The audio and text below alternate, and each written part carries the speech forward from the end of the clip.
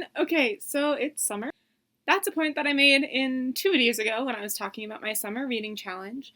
Last week I talked about a book that is definitely on my to-read list, Blaze by Hope Bollinger.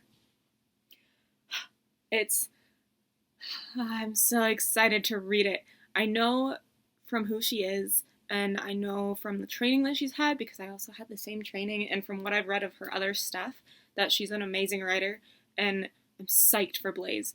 So, when I have time, that is on my list. But I thought that in keeping with other books on my list, I would A, give you an example of some of the books that I plan on reading for the summer reading challenge. I posted my whole list on my blog down below. There's a link.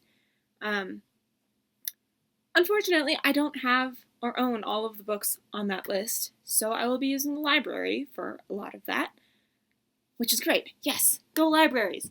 But that also means that I don't have all of those books to show you right now. So I'm going to show you the books that are A, for the challenge, and B, just kind of on my list that I wanted to read anyway. And we're going to go from there.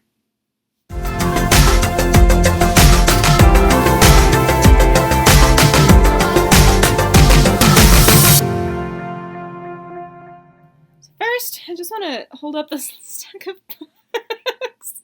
I maybe am screwing myself over when I say that I want to read all of these and more this summer, especially since we're about halfway through June and I have read a sum of 0 books this summer. I'm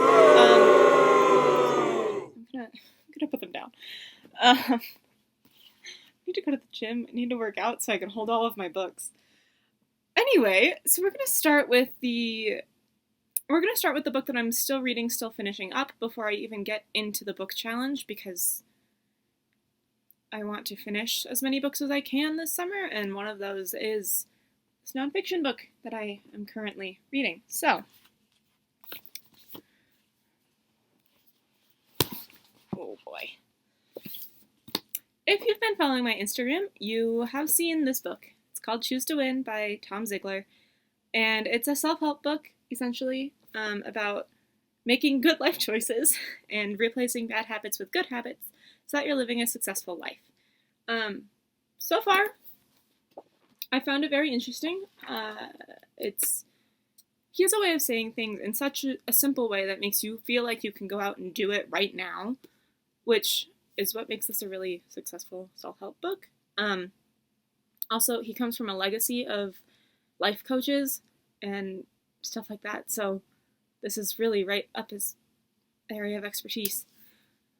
But as with any self-help book, and maybe this is why I don't read a lot of self-help books, I often find myself wondering, like, okay, that sounds good, but is it really true? You know?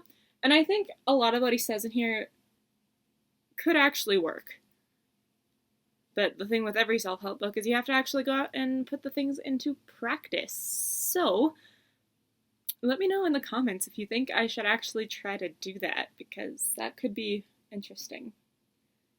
There's a lot of what he says in here that I would like to try anyway, so I might do it anyway. Anyway, so this is the first book that I'm going to try to finish this summer. I only have about 100 pages left.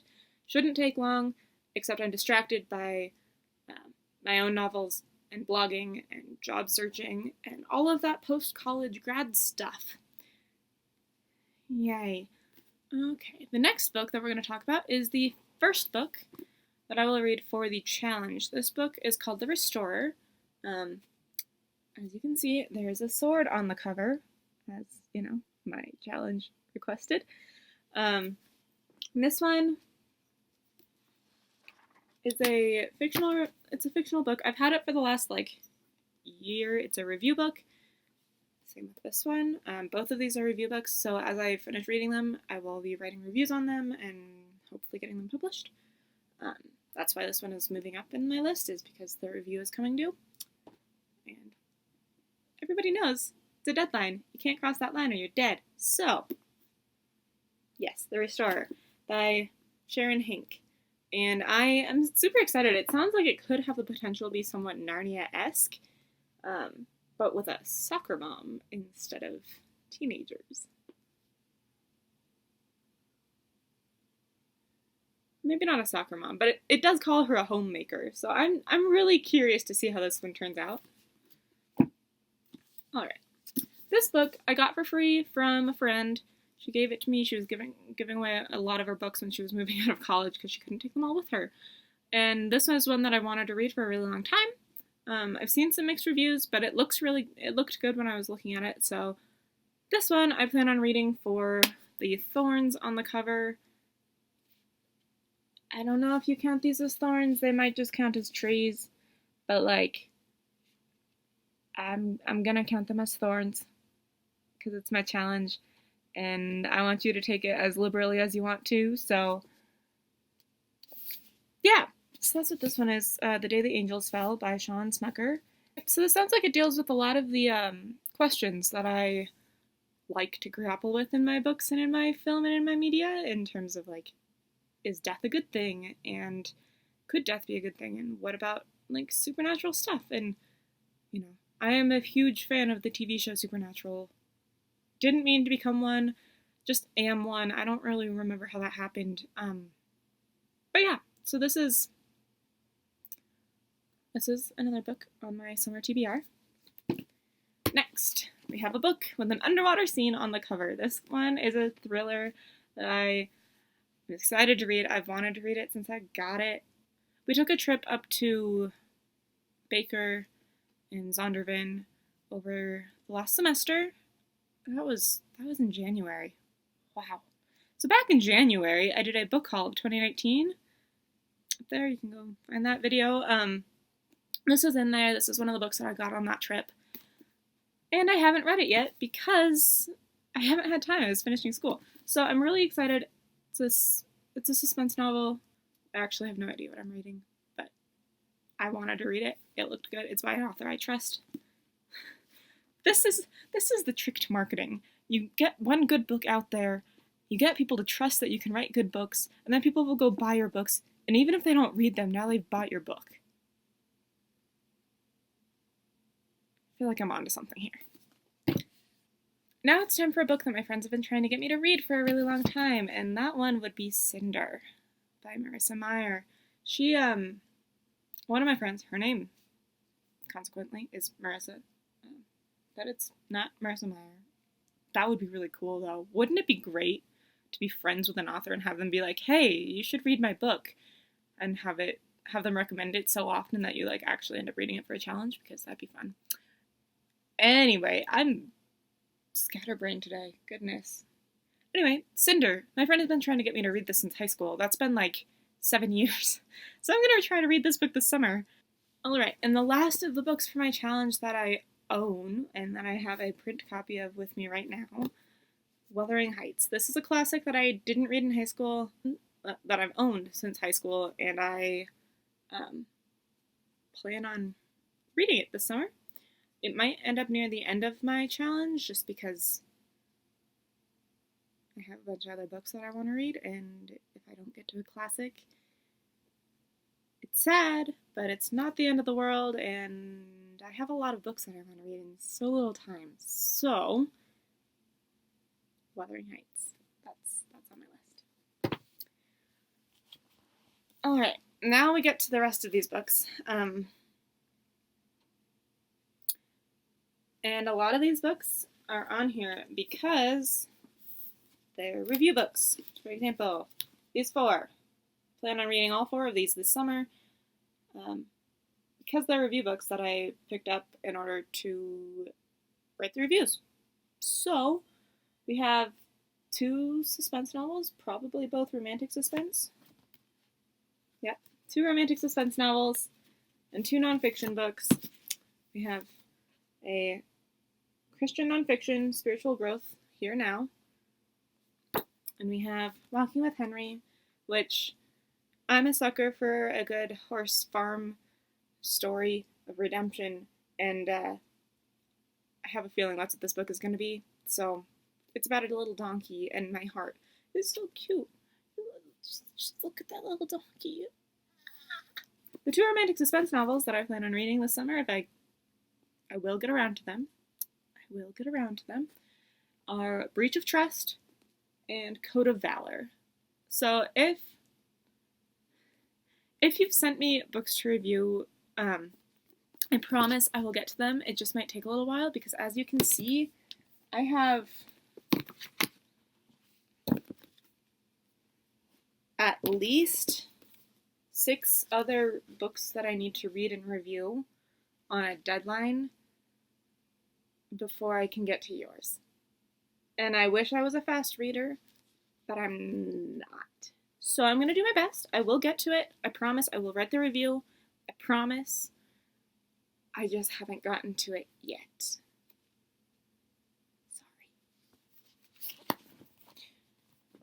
Sorry. And lastly, the last 2 books that I have with me that, granted, this is not the complete list. Again, it's a complete list of all of the books that I'm probably going to try to get through this summer on my blog, as well as other books that I have in my head that I didn't put on the list because that was a lot of books. And let's be real, if we look at last summer in comparison, probably what's going to happen is I'm going to read about 5 of the books that I intended to read and another like 15 of the books that just kind of snuck up on me. Which is why TBR videos are always kind of fun and changing, and that's where we're at. But this book I was reading for fun for a project in January, for school as a textbook in my spring class, and I have read so much of it at this point that I'm like, I just need to finish it. Plus, it's really good writing advice. If you're a pantser and you don't plot and you're more of an organic writer, this is the book for you. Even if you are a plotter or a planner or an outliner or whatever you want to call it, Stephen James has really good writing advice that can help you get out of writer's block, even if you have a plan. He is not a planner. He has an 11-book series in which he didn't plot any of it, which I think is really cool, and I aspire to be like him. So because of that, I have both of his writing books. The other one is over on my bookshelf. But this one in particular has been super helpful in terms of actually figuring out what was wrong in my novel, what wasn't working, ironing out all of the oh, so that's why this book didn't work sort of problems. And the other one, Troubleshooting Your Novel, the other one called Troubleshooting Your Novel, that one he takes it through chapter by chapter, section by section, giving you things to look at to actually fix your novel and make it the actual best it can be, with specific questions, specific things that could be wrong, so on and so forth. And he is another author that I trust so much that I bought his books before having actually read any of his books. So the first book of his that I want to read that is not a nonfiction book about writing is The Pawn. This is another book that I got in that Baker Bookhouse Zondervan thing in January. This book. I've been hearing about it for literally a year now, and I am psyched to read it. It's a suspense novel, it's a thriller, I know from the way that I've heard Stephen James tell stories, and from the examples that he gives in his nonfiction book of his writing, that this is going to be a fabulous read, and once I open it, I'm not going to be able to close it. Like, I am that confident because of the skill set that I've seen him use elsewhere in his professional life.